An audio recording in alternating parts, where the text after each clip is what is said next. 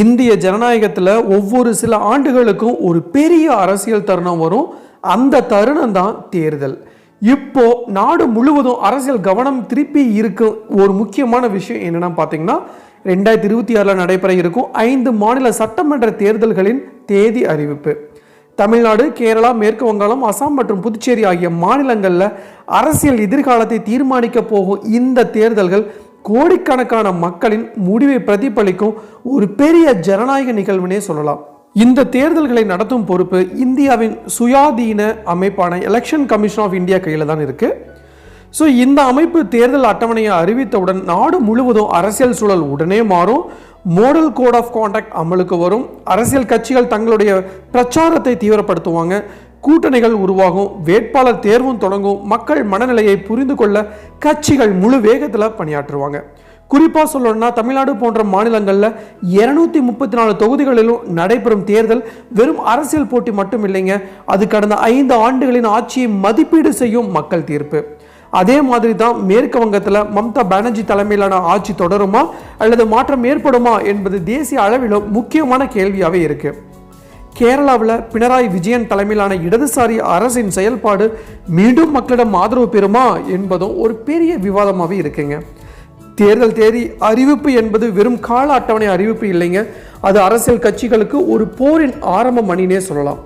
அந்த நாளிலிருந்து ஒவ்வொரு பேச்சும், ஒவ்வொரு கூட்டமும், ஒவ்வொரு வாக்குறுதியும், ஒவ்வொரு அரசியல் கணக்கும் மக்களின் வாழ்க்கை வெல்லும் நோக்கத்துடன் நகரும்னே சொல்லலாம். இந்த தேர்தல் இந்தியாவின் 5 முக்கிய பகுதிகளில் நடக்கிற என்பதால் அதன் தாக்கம் அந்த மாநிலங்களில் அரசியல் மட்டும் இல்லைங்க, நாட்டின் எதிர்கால கூட்டணி அரசியலையும் பாதிக்கக்கூடிய விஷயமாகவே இருக்கு. ஸோ கோடிக்கணக்கான வாக்காளர்கள் ஒரு இவிஎம் பட்டனை அழுத்தும் அந்த ஒரு நொடியில் ஒரு அரசை உருவாக்கும் சக்தி இருக்குது. அதனால தான் தேர்தல் என்பது வெறும் அரசியல் நிகழ்வு இல்லைங்க, அது ஒரு ஜனநாயக விழா. மக்கள் அதிகாரத்தின் வெளிப்பாடு, அரசியல் வரலாற்றின் புதிய அத்தியாயமாக தொடங்கும் தருணம். ஸோ இன்றைக்கி நாம் இந்த வீடியோவில் தேர்தல் தேதி எப்போ அப்படிங்கிற ஒரு சூப்பரான இன்ஃபர்மேஷன் நமக்கு அஃபிஷியல் கிடச்சிருக்கு. அந்த தகவலை தான் நாம் இன்றைக்கி நம்ம வீடியோவில் பார்க்க போகிறோம். சப்போஸ் இப்போ தான் ஃபஸ்ட் டைம் நம்ம சேனலுக்கு வரீங்க அப்படின்னா மறக்காமல் நம்ம சேனலை சப்ஸ்கிரைப் பண்ணிடுங்க, கூட வேலைக்கான கிளிக் பண்ணுங்கள். அப்படின்னா அதை இது மாதிரி இன்ஃபர்மேட்டிவ் வீடியோ உங்களால் ரெகுலராக பார்க்க முடியும். வாங்க வீடியோக்குள்ள போகலாம். 2026 இந்திய அரசியலில் மிகவும் முக்கியமான நிகழ்வாக பார்க்கப்படுவது 5 மாநில சட்டமன்ற தேர்தல்கள். இந்திய ஜனநாயகத்தில் ஒவ்வொரு 5 ஆண்டுகளுக்கும் ஒரு முறை மாநில மக்கள் தங்களுடைய அரசை தேர்வு செய்யும் உரிமையை பயன்படுத்துகிறாங்க.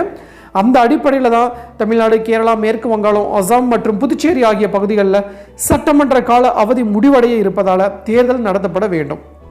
இந்த தேர்தல்களை நடத்தும் பொறுப்பு இந்தியாவினுடைய எலெக்ஷன் கமிஷன் ஆஃப் இந்தியா கைக்கு இருக்கு. இந்த அமைப்பு தேர்தல் தேதி அறிவித்தவுடன் மாடல் கோட் ஆஃப் கான்டாக்ட் அமலுக்கு வரும். அதாவது அரசு புதிய திட்டங்கள் அறிவிக்க முடியாது. அரசியல் கட்சிகள் செலவு கண்காணிப்பு செயல்படும். அதிகாரிகள் மாற்றப்படலாம். வாக்காளர் பட்டியல் சரிபார்க்கப்படும். பாதுகாப்பு படைகள் அனுப்பப்படும். இந்திய ஜனநாயகத்தில் மிகப்பெரிய பலம் என்னன்னா உலகிலேயே அதிக வாக்காளர்களை கொண்ட தேர்தல் முறையை மிகப்பெரிய அளவில் நடத்தும் திறன். எடுத்துக்காட்டாக சொல்லணும்னா தமிழ்நாட்டில் மட்டும் சுமார் 7 கோடி மக்கள் வசிக்கிறாங்க. அதில் பல கோடி வாக்காளர்கள் இருக்கிறாங்க.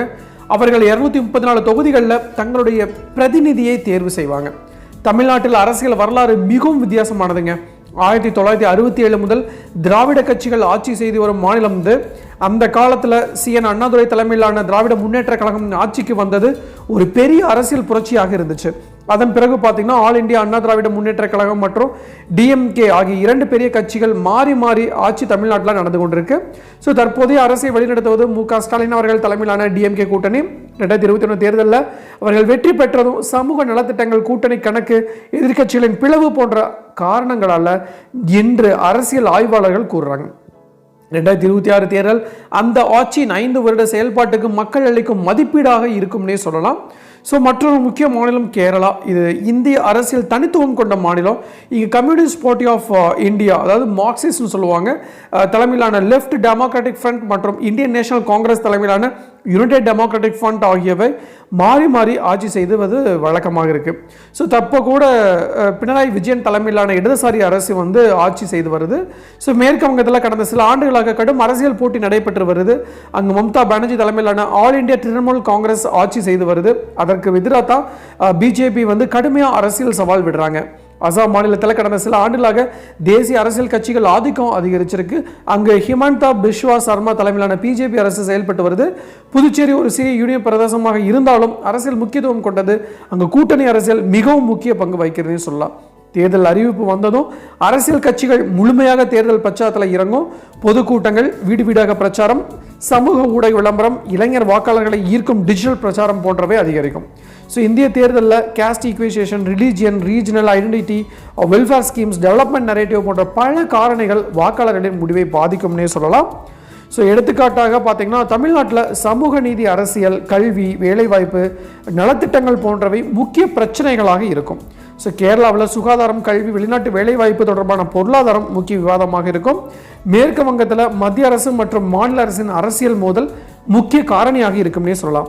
அசாமில் குடியேற்றம் மற்றும் பிராந்திய அடையாளம் அரசியல் விவாதத்தின் பெரிய இடம் பெறும். தேர்தல் காலத்தில் அரசியல் கட்சிகள் தங்கள் தேர்தல் அறிக்கையை வெளியிடும்.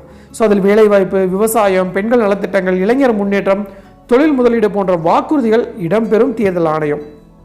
ஸோ வாக்குச்சாவடிகள் அமைத்து இவிஎம் மற்றும் விவிபிஏடி இயந்திரங்களை பயன்படுத்தி வாக்குப்பதிவு நடத்துவாங்க. ஸோ இந்தியாவில் மில்லியன் கணக்கான அரசு ஊழியர்கள், ஆசிரியர்கள், பாதுகாப்பு படையினர் தேர்தல் பணியில் ஈடுபடுவாங்க. ஸோ தேர்தல் என்பது பார்த்தீங்கன்னா வெறும் அரசியல் நிகழ்வு மட்டும் இல்லைங்க, அது ஒரு ஜனநாயக விழானே சொல்லலாம். அந்த நாளில் ஒரு சாதாரண வாக்காளர் தனது வாக்கு மூலம் அரசாங்கத்தை உருவாக்கும் சக்தி பெற்றிருப்பார். ஒரு கிராமத்தில் உள்ள விவசாயி, நகரத்தில் உள்ள தொழிலாளி, கல்லூரி மாணவன், சிறு தொழில் நடத்தும் பெண்மணி அனைவரின் வாக்கும் சம மதிப்புடையதுனே சொல்லலாம். அதுதாங்க இந்திய ஜனநாயகத்தின் அடிப்படை. 2026 தேர்தல் இந்த 5 மாநிலங்கள் அரசியல் எதிர்காலத்தை மட்டும் இல்லைங்க, இந்தியாவின் தேர்தல் அரசியல் திசையையும் ஒரு அளவுக்கு தீர்மானிக்கக்கூடியதாக இருக்கும். ஏன்னா இந்த மாநிலங்களில் நடக்கும் அரசியல் மாற்றங்கள் 2029 லோக்சபா தேர்தலில் கூட்டணி அரசியலையும் பாதிக்கக்கூடும். ஸோ அதனால தான் அரசியல் ஆய்வாளர்கள் இந்த தேர்தலை மிகவும் கவனமாக கண்காணிக்கிறாங்க.